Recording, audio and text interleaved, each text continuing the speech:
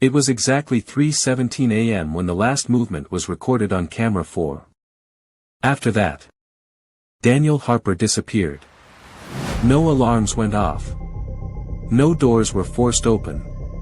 No emergency call was made. Just silence. And an empty chair in the security office. Daniel had been working nights at the Blackridge Industrial Complex for nearly 3 years. The facility stood alone on the outskirts of town, surrounded by abandoned warehouses, broken streetlights, and miles of quiet highway. During the day, trucks came and went. But at night, it felt like the world forgot it existed. His routine never changed. At midnight, he would walk the perimeter. At 1:30, he checked the loading docks. At 2:45, he made coffee in the small security office and watched the monitors. Everything was predictable. Until 3 weeks before he vanished. That was when he started writing things down. The first note was found inside his locker after the disappearance. It read, "Camera 4 glitches at 3:17 a.m. every night." Management assumed it was a technical issue. But Daniel had written more beneath it. Not a glitch. Something blocks the frame. Camera 4 covered corridor C. A long, narrow hallway leading to an unused storage section of the building. No windows. No emergency exits. No reason for anyone to be there after hours. Maintenance checked it. The system showed no errors. But Daniel kept logging the same time. 3:17 alpha mu. Every night. A week later, he added another note. Sound in corridor C. Like footsteps. Slow. Dragging. Audio wasn't even enabled on that camera. No one else heard anything. But Daniel did. Every night. At exactly 3:17. According to his coworker Marcus, Daniel had started avoiding corridor C during patrol. He said it felt wrong, Marcus told investigators. Like someone was standing just out of sight. Marcus laughed when he first said it. Until the night Daniel didn't come home. The last full shift Daniel worked was recorded normally.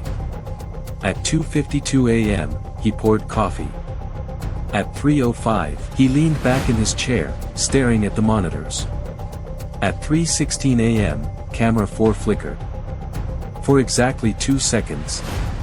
Then returned to normal. The hallway was empty. At 3:17 alpha mu. Daniel stood up. Slowly. Without urgency. Without fear. He kept his eyes locked on the screen. Then he walked out of the security office. He didn't grab his flashlight. He didn't radio anyone. He just walked. Camera 2 caught him entering corridor C. The lights above flickered as he passed. Beneath them.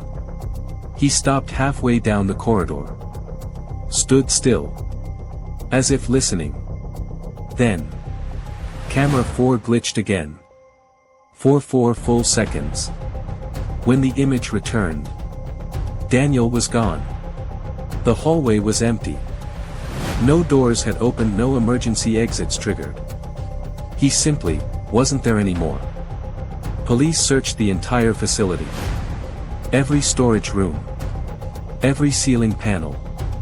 Every locked container. Nothing. No blood. No sign of struggle. No fingerprints outside normal areas. His car was still parked outside. Phone inside the security office. Wallet untouched. It was as if he had stepped out of existence. But here's where it gets worse. When technicians reviewed older footage, they noticed something Daniel never mentioned. On the nights before he vanished. At 3:17 a.m. Camera 4 didn't just glitch. For a single frame there was a shape at the end of corridor C. Tall. Dark. Almost blending into the shadows. Standing perfectly still. Every night. A little closer. On Daniel's final night.